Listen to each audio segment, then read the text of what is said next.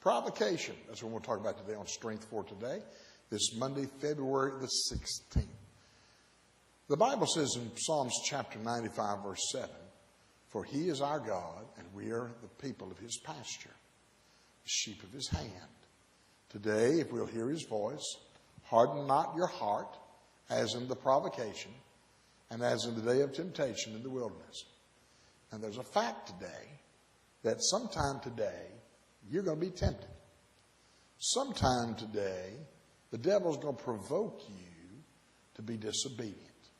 The devil's going to tempt you to believe a lie. And whose voice are you going to listen to today?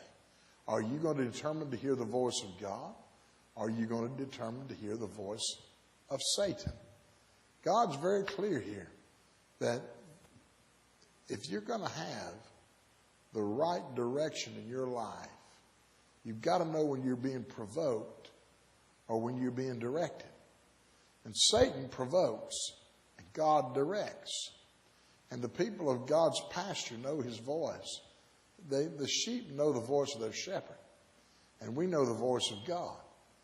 And so if we're the sheep of his hand, we ought to be listening to his voice, his words, and his way. And today, when we decide that we're not going to get hard in the day of provocation, we're going to stay tender to the Lord, surrender to him, and obey his voice and not the pressurized voice of the world, that's when we'll get somewhere spiritually. But a lot of Christians today would rather believe the lies of this world, believe the untruths of this world. And in return for that, they end up failing as a Christian. Oh, don't fall into a provoked heart of unbelief. Trust God today. Trust the Lord. Give him the faith he deserves. And when you give him faith and trust, he'll bless you with reward and blessing. Oh, today, if you'll hear his voice. If you'll hear his voice. I like that if. You will hear his voice.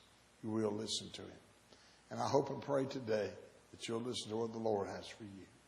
May this be your strength for today and your hope for tomorrow.